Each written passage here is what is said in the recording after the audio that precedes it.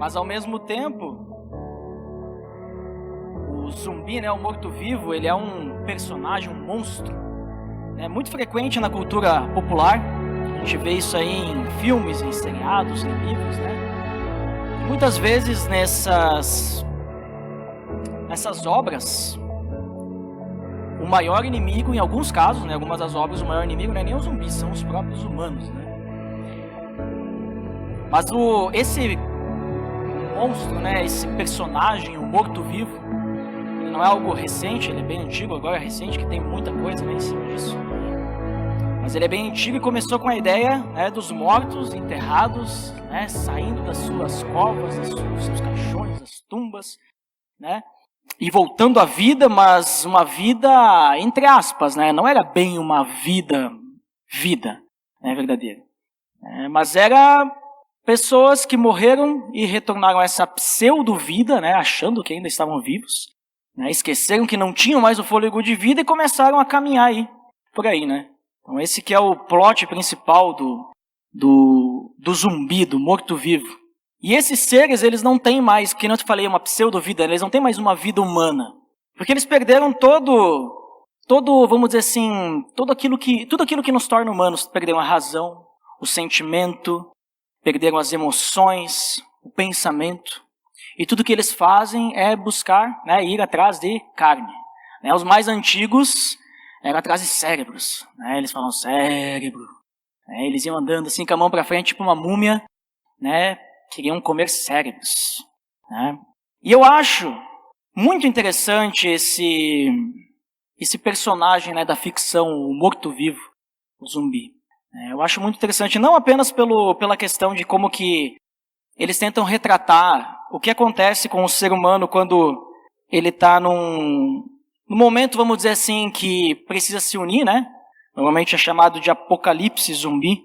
E aí a gente começa a perceber o que é o ser humano de verdade, O egoísmo, o egocentrismo, o passar por cima do outro, Mas não por isso, mas o próprio personagem, porque o zumbi, ele é uma demonstração clara daquilo que nós somos sem aquilo que nos torna humanos.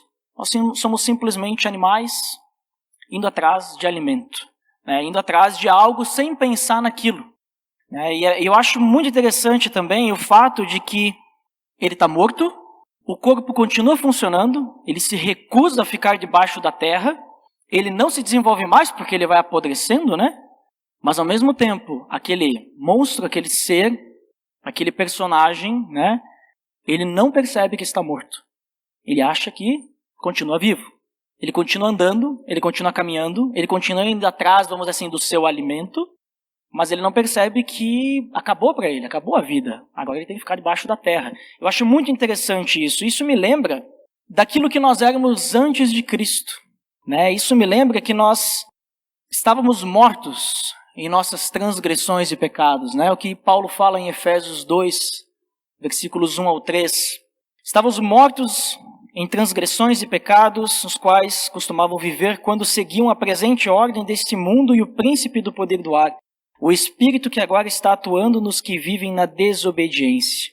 Anteriormente, todos nós também vivíamos entre eles, satisfazendo as vontades da nossa carne, seguindo seus desejos e pensamentos. Como os outros, éramos, por natureza, merecedores da ira. Então nós estávamos mortos, assim como um morto-vivo, Morto. Nós estávamos mortos em nossas transgressões e pecados. Essa era a nossa realidade, esse era o nosso status antes de Cristo. E nós vivíamos para quê? Nós vivíamos para satisfazer as vontades da nossa carne. Nós não pensávamos em nada além disso.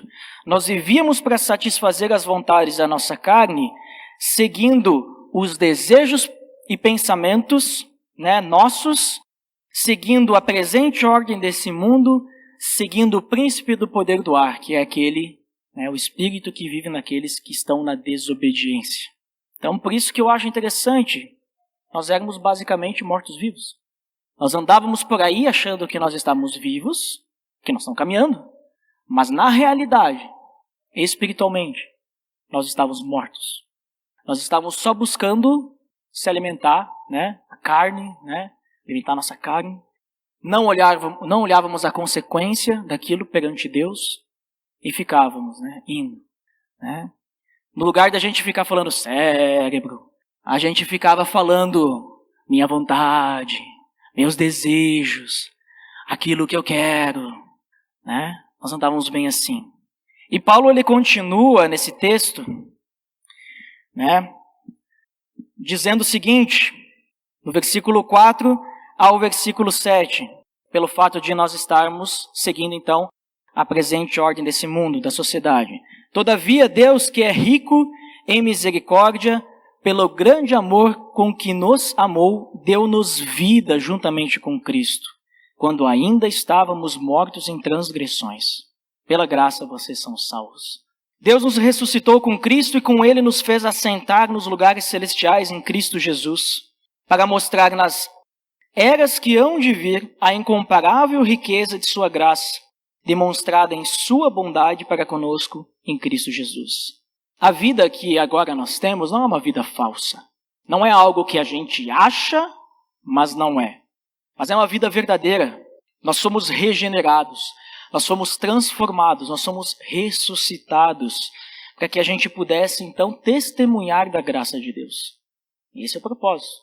E mais incrível ainda, que a gente é regenerado, ressuscitado, transformado, através do amor de Deus, para que a gente possa praticar obras que Ele preparou de antemão, que a gente pudesse praticar. Se vocês continuarem, se vocês estão com a sua Bíblia, com a Bíblia de vocês aberta aí, vocês vão ver que logo depois ele vai falar que nós somos salvos pela graça, e aí não por obras, né? Para que ninguém se glorie.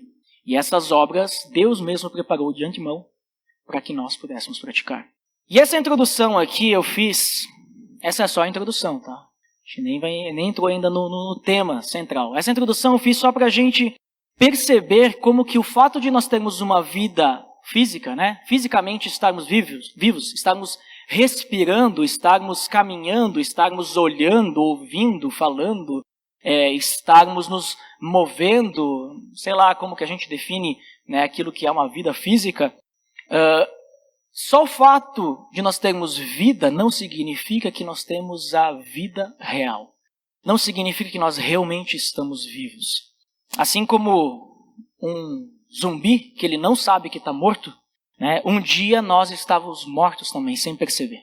Nós estávamos mortos e o único que pode nos dar vida, assim como Paulo fala aí, é Jesus, né? Ele é a vida. E vamos ler então o nosso texto, base de hoje, João capítulo 14, versículo 6, você pode abrir na sua Bíblia. João 14, versículo 6.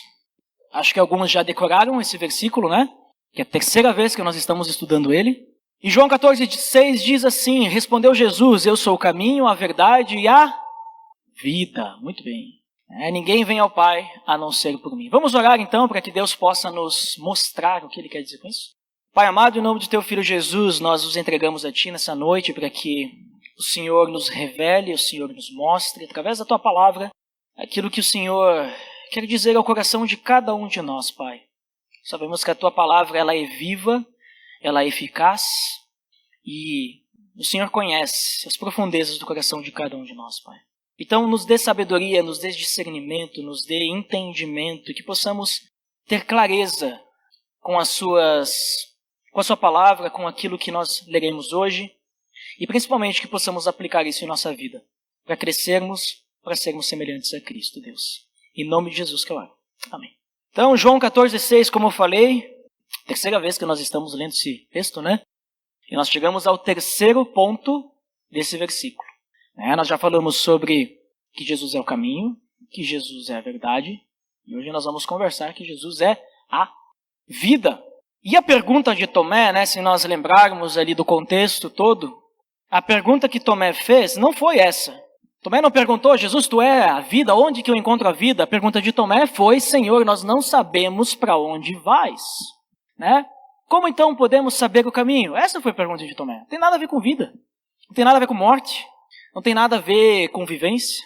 Tomé estava perguntando, né, qual era o caminho. Porque Jesus, ele falou anteriormente, vocês conhecem o caminho para onde vou. Versículo 4. E Jesus, então, ele responde o quê? Jesus, ele responde que ele é o caminho, que ele é a verdade e que ele é a vida. Passei demais. Volta um. Que ele é o caminho, ele é a verdade e a vida. E alguns teólogos comentam que Jesus, ele responde que ele é o caminho porque ele é a verdade e a vida. Então, como ele é a verdade e ele é a vida, então por isso ele é o caminho. Alguns teólogos, eles juntam isso para, vamos dizer assim, o caminho, de certa forma, ele é embasado por Jesus ser a verdade e a vida. Por isso que Jesus responde a pergunta de Tomé, não apenas eu sou o caminho. Ele diz, eu sou o caminho, a verdade e a vida. Eu sou o caminho, então como é que eu sou o caminho? Você sabe que eu sou, porque eu sou a verdade e a vida, então eu sou o caminho, é isso aí. Mas dentro do contexto aqui, que nós temos estudado profundamente, eu creio que Jesus, ele aproveitou esse momento para dar mais direção para aqueles discípulos e para confortar eles, né? Assim como a última mensagem que a gente viu, que ele diz que ele é a verdade, né?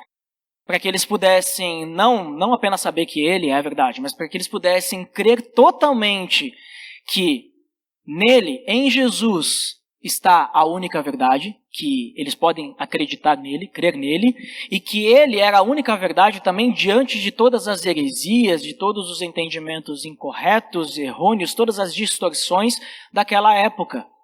Então, a gente percebe que, olhando para o contexto, Jesus não está falando, eu sou a verdade, só para poder dizer que, não, eu sou o caminho mesmo porque eu sou a verdade. Não, lembrem-se que eu sou a verdade. Não escutem as pessoas aí fora, porque eu sou a verdade. Então, da mesma forma, ele falar que ele é a vida, não é só para afirmar, o fato de que ele é o único caminho até o Pai. Eu creio que tem mais coisa aí. Dizer que ele é a vida nesse momento carrega muito mais significado. Não é algo tão simples.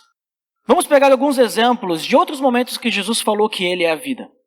Para a gente pensar assim, mas Jesus não tinha falado ainda, então eles não sabem. Não, Jesus já tinha falado. Ele não precisava, vamos dizer, se fosse só para isso, falar, porque eles já sabiam. Então, primeiro exemplo, abra sua Bíblia aí, João 10, versículo 7 até o 15. Hoje nós vamos ficar ali mais para o João, então vai ficar fácil para vocês acharem. Então, João 10, versículo 7 até o 15, diz assim, então Jesus afirmou de novo, digo-lhes a verdade, eu sou a porta das ovelhas. Todos os que vierem antes de mim eram ladrões e assaltantes. Mas as ovelhas não os ouviram. Eu sou a porta. Quem entra por mim será salvo. Entrará e sairá e encontrará pastagem. O ladrão vem apenas para roubar, matar e destruir. Eu vim para que tenham vida e a tenham plenamente. Eu sou o bom pastor. O bom pastor dá a sua vida pelas ovelhas. O assalariado não é o pastor a quem as ovelhas pertencem. Assim, quando vê que o lobo vem, abandona as ovelhas e foge. Então o lobo ataca o rebanho e o dispersa. Ele foge porque é assalariado e não se importa com as ovelhas. Eu sou o bom pastor, conheço as minhas ovelhas e elas me conhecem. Assim como o Pai me conhece, eu conheço o Pai e dou a minha vida pelas ovelhas. Então vou até ler de novo o versículo 10. O ladrão vem apenas para roubar, matar e destruir. Eu vim para que tenham vida e a tenham plenamente. Ele diz que ele dá a vida pelas ovelhas. Jesus, ele demonstra então que ele dá a vida dele por nós, e não só isso, mas ele dá a vida para que nós tenhamos vida plena. Não uma pseudo-vida, não uma vida pela metade, sabe? Não uma vida aprisionada no pecado, não uma vida seguindo algo que a gente nem sabe o que está seguindo. Mas ele nos dá vida plena, ele nos dá liberdade, ele abre os nossos olhos. Ele nos permite entender claramente, termos um relacionamento perfeito com o Pai. Um relacionamento que só é possível através da purificação que nós temos com Cristo. Ou seja, para que a gente tenha a vida de verdade, não que a gente seja morto-vivo, a gente precisa de Cristo. E na continuação, Jesus vai falar ali nos versículos 25 até o 30, ele diz assim, Jesus respondeu, eu já lhes disse, mas vocês não creem. As obras que eu realizo em nome de meu Pai falam por mim. Mas vocês não creem porque não são minhas ovelhas. As minhas ovelhas ouvem a minha voz e eu as conheço e elas me seguem. Eu lhes dou a vida eterna e elas jamais perecerão. Ninguém as poderá arrancar da minha mão. Meu Pai, que as deu para mim, é maior do que todos. Ninguém as pode arrancar da mão de meu Pai. E eu e o Pai somos um. Então Jesus nos dá a vida, e essa vida que nós recebemos é a vida eterna. E o mais incrível dessa passagem, que ele nos dá a vida eterna, né? Ele diz que ninguém poderá arrancar das mãos dele. Ninguém poderá tirar isso de nós. Ninguém poderá nos afastar de Deus. Não temos aquele texto também? Será que vai ser perseguição, tribulação, angústia? Será que vai ser o quê? Nada pode nos afastar do amor de Deus. Nada. Então, uma vez que nós estamos com Cristo, é o que diz aqui, nós jamais pereceremos. Né? Ele diz no 28, eu lhes dou a vida eterna e elas jamais perecerão. Dessa forma, então, nós começamos a entender que quando Jesus ele fala sobre vida, né, nesses momentos, quando ele está falando sobre vida, ele não está falando de uma vida física. Ele não está falando de a gente caminhar, de a gente respirar, de a gente se alimentar. Ele está falando de uma vida espiritual. E nós lembramos que o pecado ele nos leva à morte. Certo? O pecado nos leva à morte e essa morte é uma morte espiritual, ou seja, é a separação de Deus.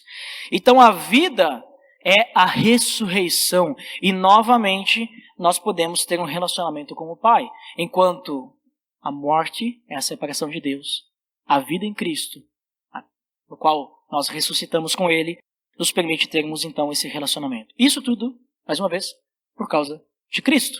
O próprio João, que escreveu esse evangelho, no capítulo 1, nos versículos 13 e 4, ele vai dizer que todas as coisas foram feitas por quem? Por quem? Por intermédio dele. Então tudo foi feito por intermédio dele. Sem ele, nada do que existe teria sido feito. Nele estava a vida e esta era a luz dos homens. Que João está escrevendo após a morte de Cristo, né? Escrevendo o seu evangelho. Ele está dizendo, tudo foi feito por intermédio dele. E nele estava a vida, ele era a luz dos homens.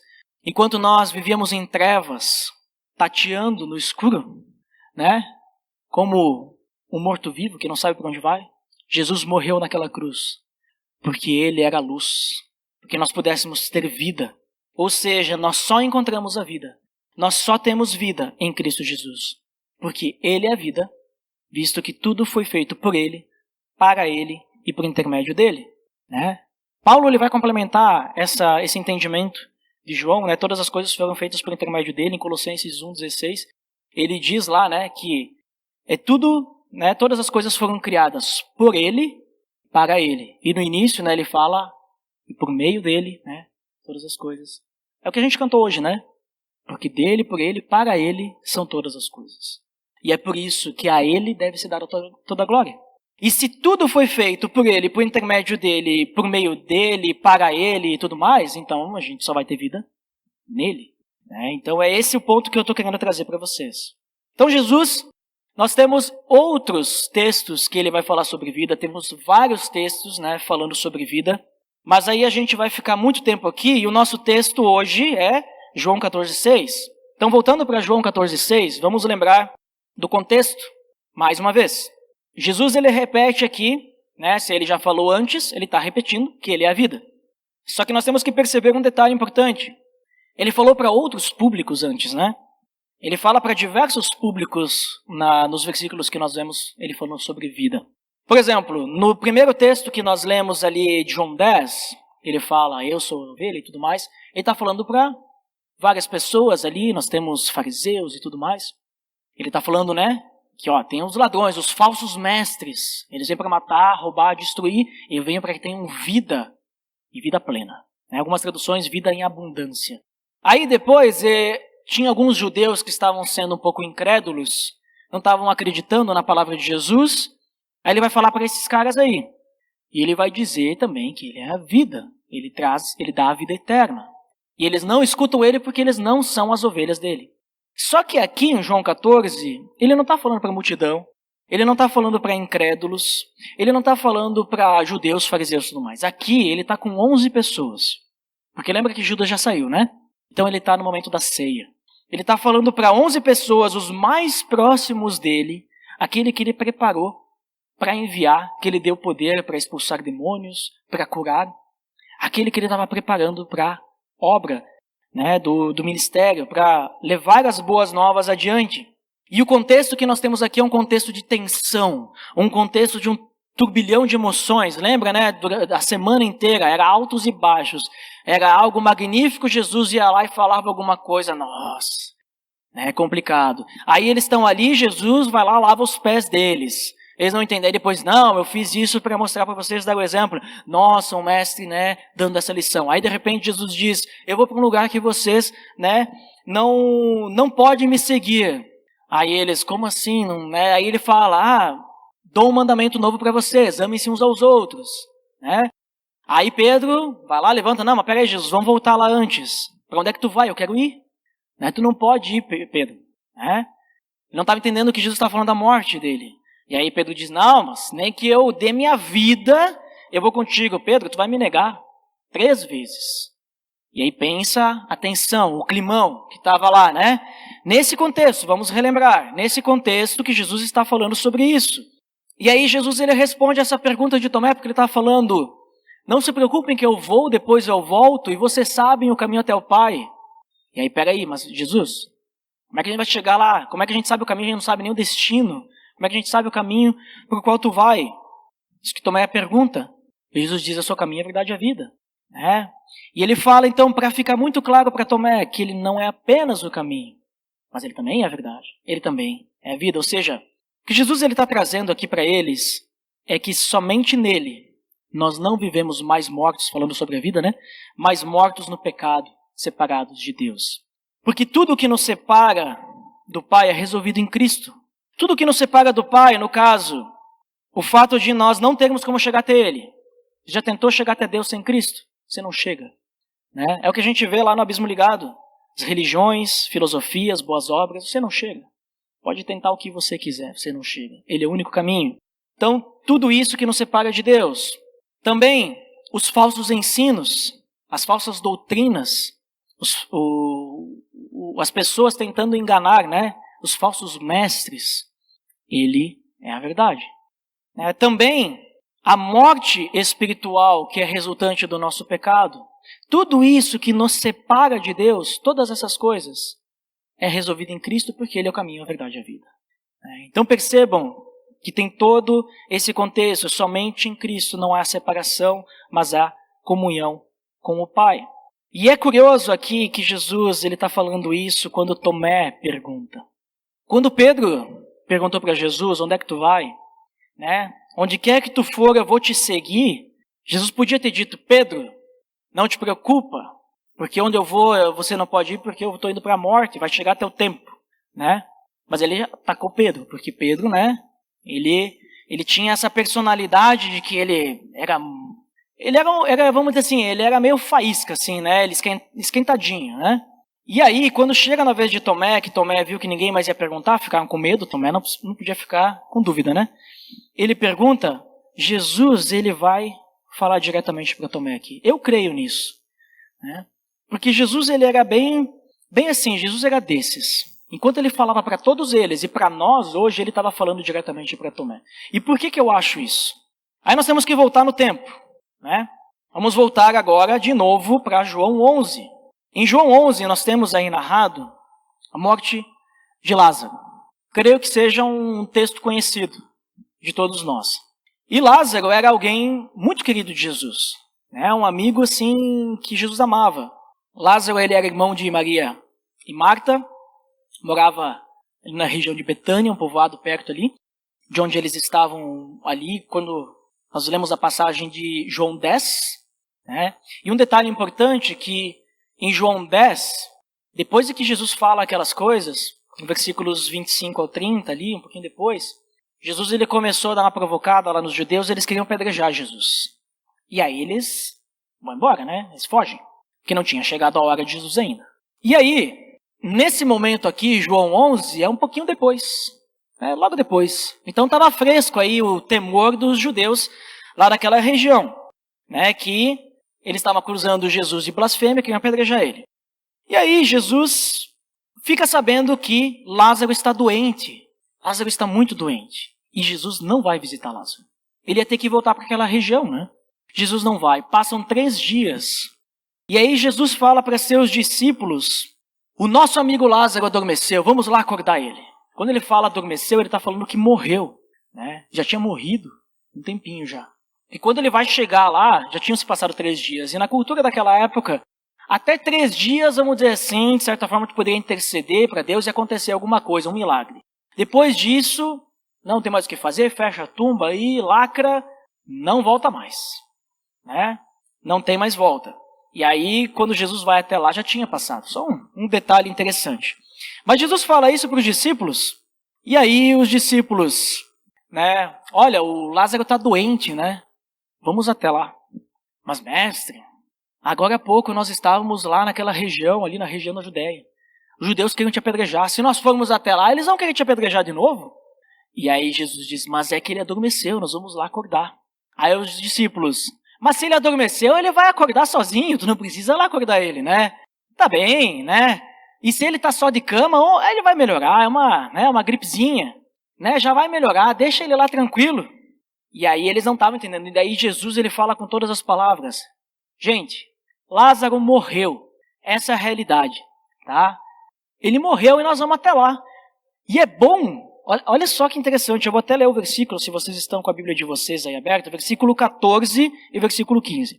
Então eles disse claramente, né, os discípulos às vezes eles tinham dificuldade para entender, né?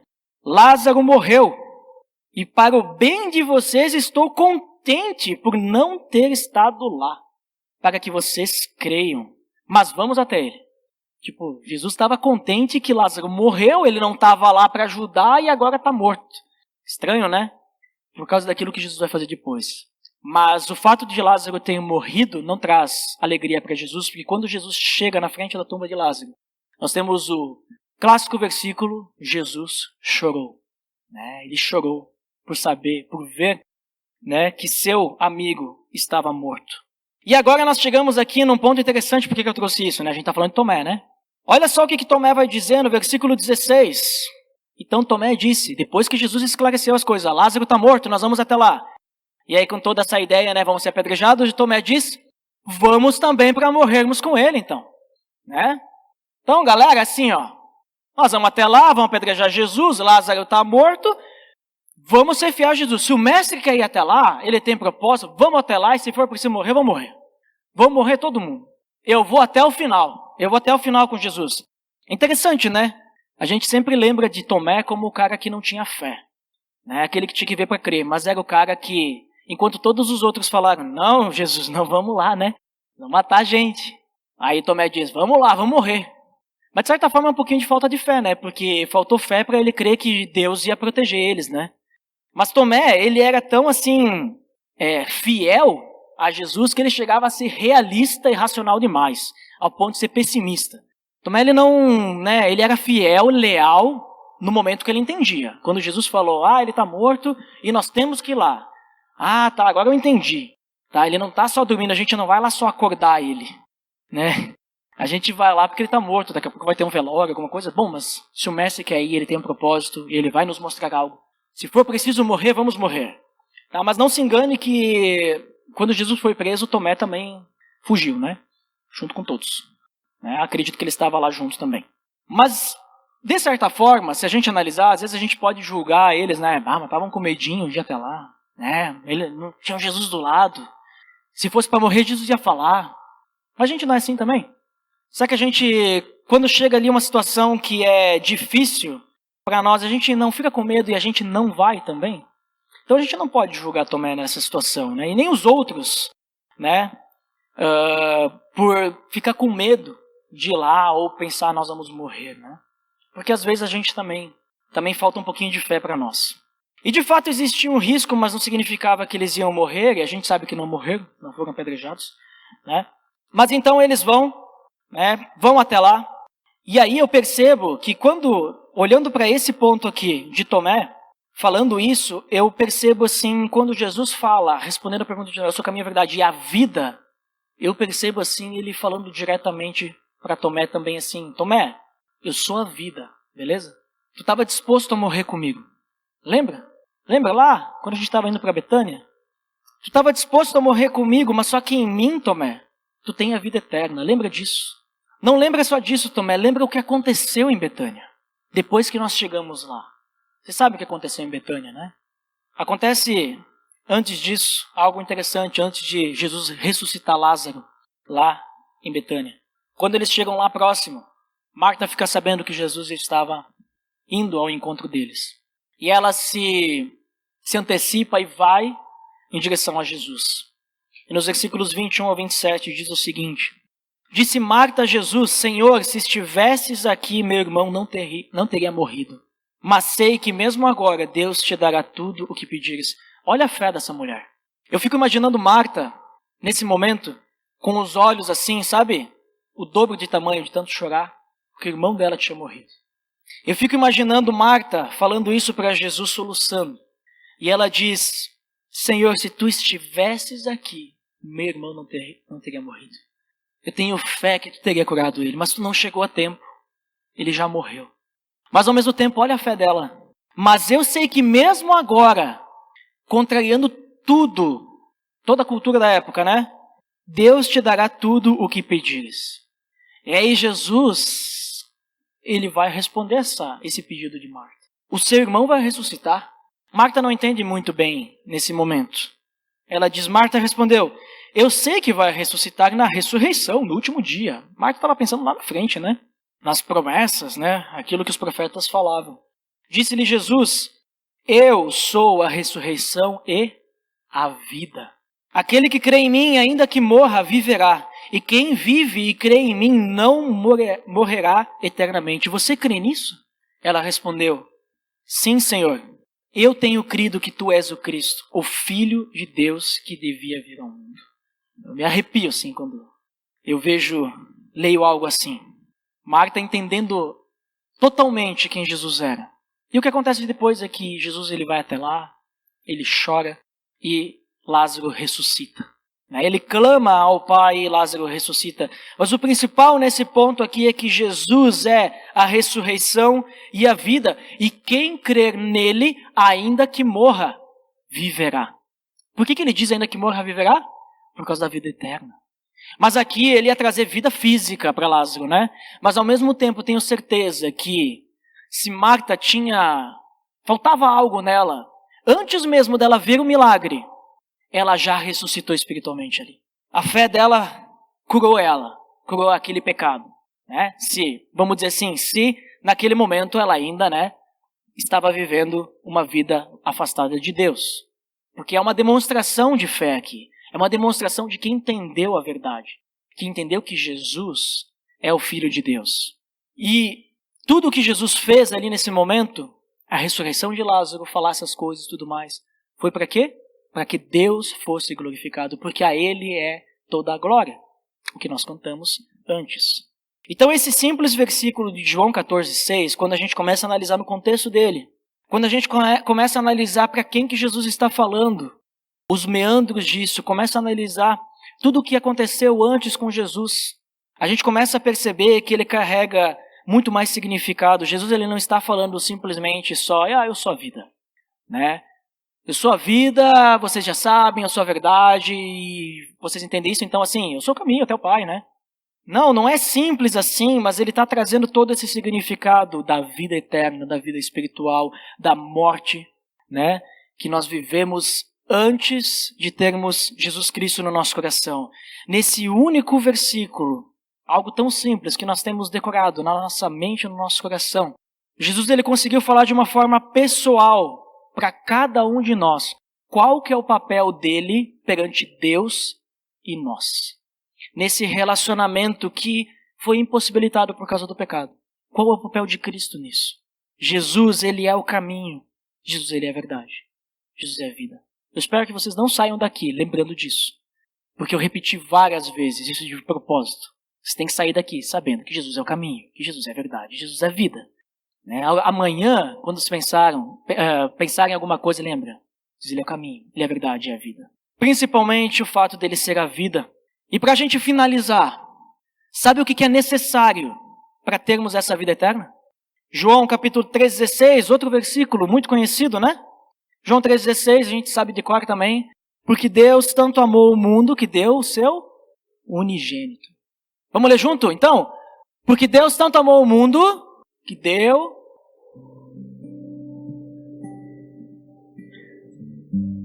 para todo o que nele crer não pereça a vida eterna. O que a gente precisa, então, para herdar esta vida, a vida eterna?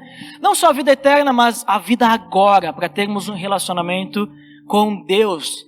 Vida plena. O que nós precisamos? Crer. Muito bem. É só isso que a gente precisa. Só precisamos crer.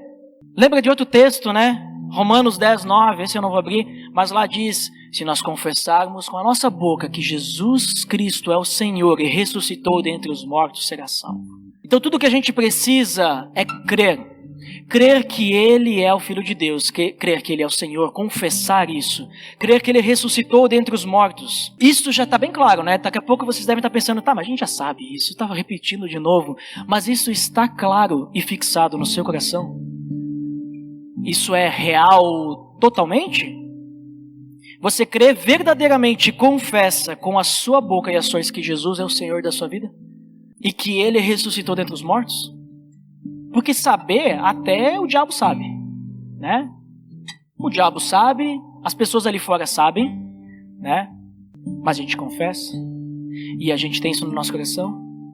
Na semana passada eu participei de um grupo célula e teve um desafio no momento de evangelismo que a gente tinha que conversar com alguma pessoa não cristã e perguntar, uma simples pergunta, para ver o papo que ia rolar. Era para perguntar assim: quem é Jesus para ti? Aí a semana, né, o que eu vou falar? Só conheço crente, só conheço cristão. Aí e as pessoas que não são cristãs, eu já falei de Jesus, né, e tudo mais.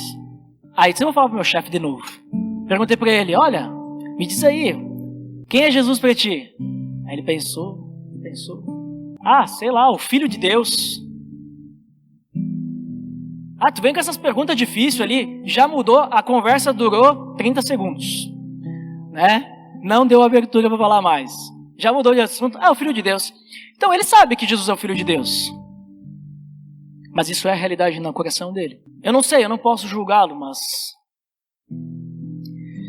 eu espero que ele entenda tudo isso que a gente tem visto hoje.